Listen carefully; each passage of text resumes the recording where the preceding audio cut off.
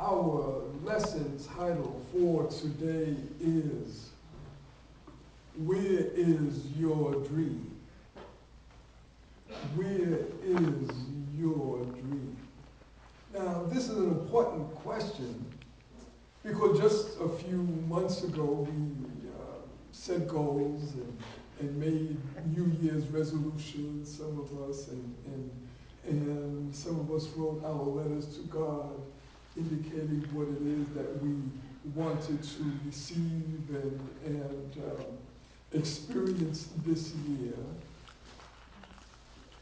This is an important question because even though we did those things, we oftentimes get caught up in the day-to-day responsibilities. We oftentimes get caught up in the issues of the day, what's going on at the job, what's going on at the office, what's going on with our health. And there are things that we do have to take care of. However, we get caught up in those things and trying to solve and overcome and fix those things that we lose sight of the dream and goals that we said we had. Is that right? Yes. Those things that are so pressing on us, family responsibilities, they kind of take us away, they kind of distract us from our dreams and goals. And we say, well, I don't have time to work on that because I've got to take care of this thing right now. And for some of us, we really don't even think about our dreams after a certain point. This is an important question for another reason. Because we just ended Lent. We just came out of that 40-day spiritual period. And we just talked about and learned about our overcoming.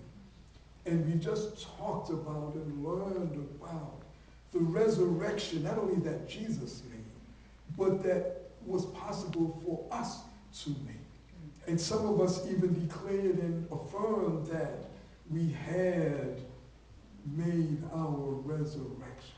We have risen above those things on the outer that have maybe kept us down in the past, or we've risen above those problems and challenges, and now we're on a different level of life.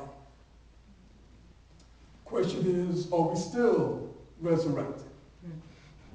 The question is, are we really resurrected from that old way of thinking, from that old way of being? And I say this often, what we are learning here is a process.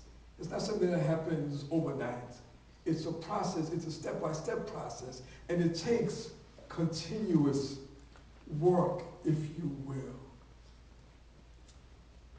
We talk about a resurrection, and we say that we've been resurrected, we've been revived. We say that we are new creations after the resurrection. Well, is that the case? Or did we just go to work the next day and get bogged down in all of those things and all of the people and all of the responsibilities that we have? Are we resurrected, or did we just go back to going over our bills and looking at our checkbook and seeing is there enough here to take care of that over there? Did we go back to our worrying and talking and thinking about our pressing problems? So the question is, where are your dreams?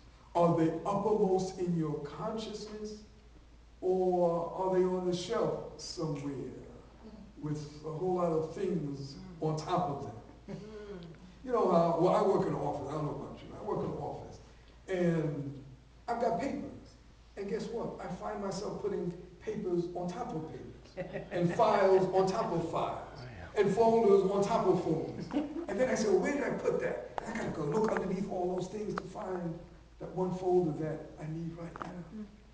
Well, guess what? For some of us, that's what we have to do with our dreams.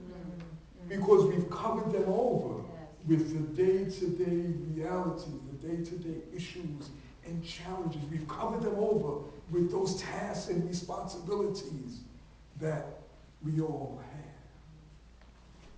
So the question is, where are your dreams? But that question presupposes something else. And that is that you even have dreams. Or that you even have goals. Because some of us don't necessarily have dreams and goals. We say, yeah, I want this, I want that, but it's not really, really clear in our consciousness. For some of us, our goal, our primary goal, is to hope that something else bad doesn't happen to us. Let me say that again. For some of us, our goal is to hope that something else bad doesn't happen to us. Because something has already happened and we don't want something else to happen. So that's our goal. That's what we want.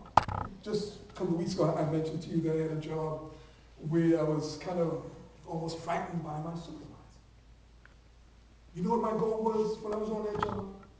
My goal was to not get fired.